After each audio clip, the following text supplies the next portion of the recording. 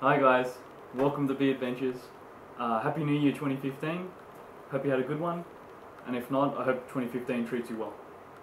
Obviously this video is a snapshot in time, so yeah, doing it for the new year.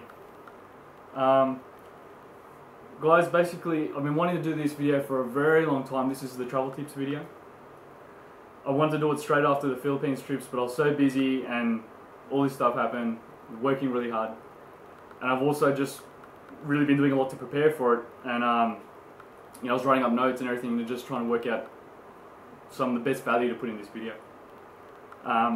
Before we get started as well, I answer a few questions. A little bit about myself. So I'm from Australia. I have actually a Malaysian Chinese background. So what that means is my parents are Chinese who grew up in Malaysia.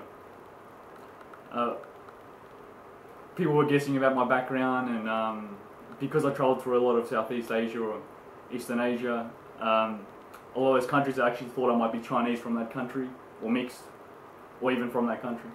But we can talk about that more later. But yeah, so basically I've done a bit of travelling the last few years, especially in Pacific Asia and Eastern Asia. Travel series are going really well. Thank you so much to all of you, the subscribers, the viewers. I really mean it, thank you so much. Because of the support and the popularity, I'll keep making them.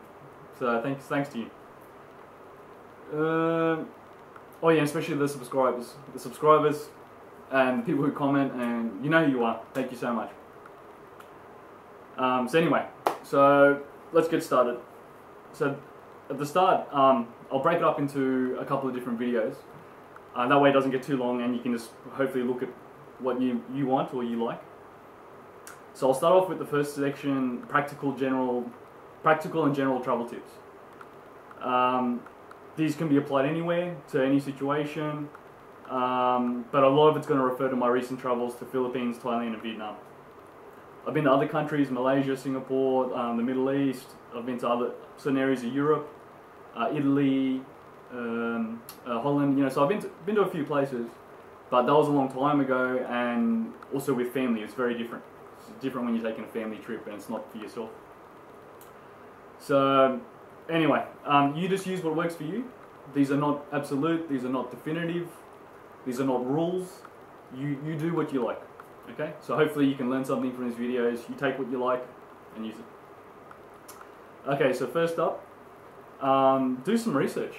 I know it sounds funny, but a lot of people will ask me a lot of questions and whatever, and I'll say, where do you want to go? They say Thailand. I say, well, do some research for yourself. Get on the internet or read some books, but do some research for yourself, especially the areas you want to go.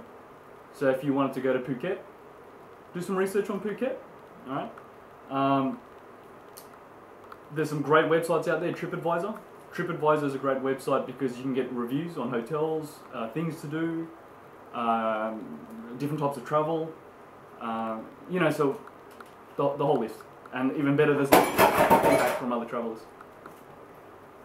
I just had a little malfunction. I might have to leave that in. We'll put that in the bloopers. But anyway, TripAdvisor, great website. Done. Something fell down there. Anyway, really hot day today. I had the window open. I think the wind blew something up. Anyway, also check your government websites. For example, in Australia we have a government website for travellers, so you can register when you're travelling. So the government knows when you're travelling, and they can also give you warnings. So when I did Philippines, they were really good. They emailed me and tried contacting me saying, "Are you okay?" And I was like, why? Yeah, everything's fine. And they said, there's a super typhoon. We want to make sure you're not caught in that region and you don't get hit by the super typhoon, and it's going to be very hard to travel, and you know, you could die. So they were very professional. They were like, we care about you. Are you okay? And just stay away from these areas. They also had warnings on things like, you know, active criminal groups, active terrorist groups in those regions, and the areas to be careful or stay away from if possible. So yeah, it's really helpful. So I'm not sure what your government may have, but check it out. Also, again, if you're not finding the right resources, maybe check out the government website. I can also put some links below in the video.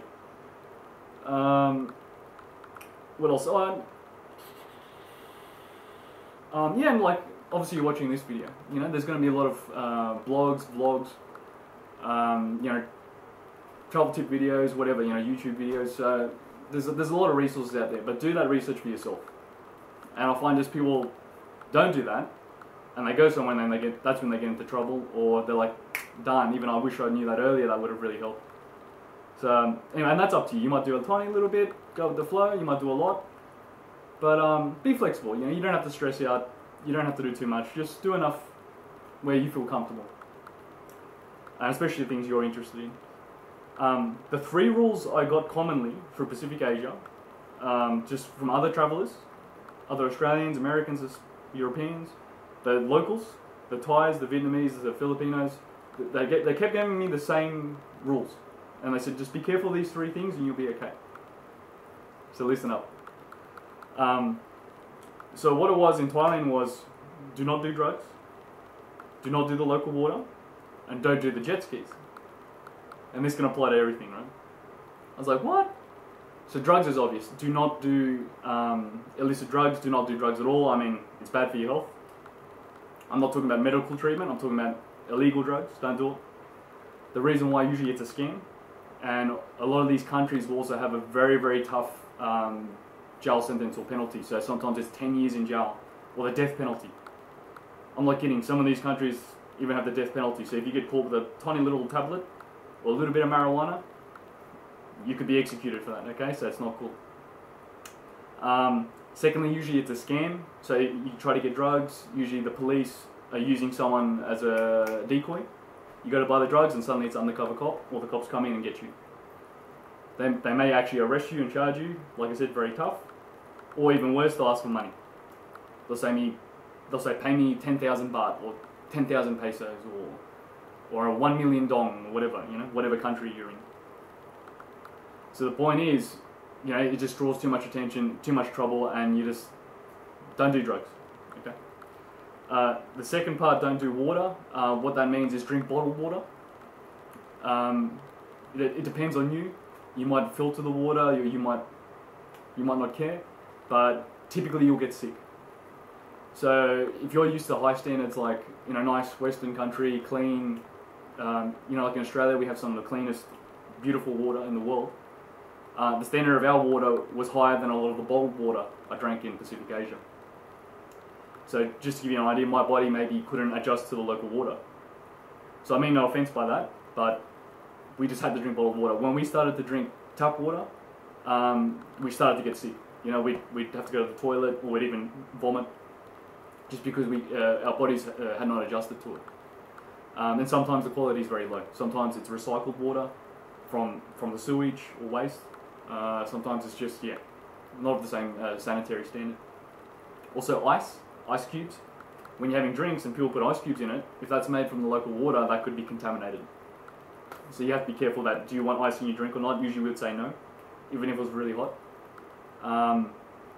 Yeah, so again, don't do drugs, drink bottled water, don't do the local water. And like I said, I mean, there were times when we did drink local water traveling around, myself and friends, and we're fine. Especially if it was boiled water, like a cup of tea or a cup of coffee.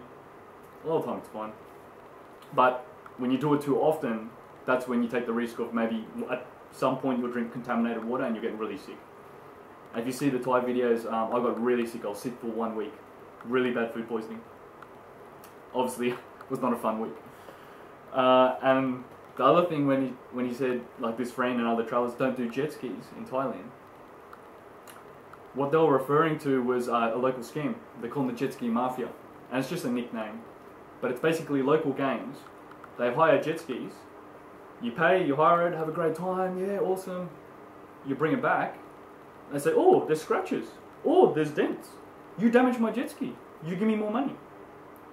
You say, no, I'll pay you what's fair. They say, no, they've got a gun, they've got a knife, you know, and they say, no, you pay me or I'll stab you, or you pay me or I'll shoot you. So what do? You have to pay. So even locals, I was just talking nicely to some locals, like, what are the local scams to look out for? They said, look out for the jet skis.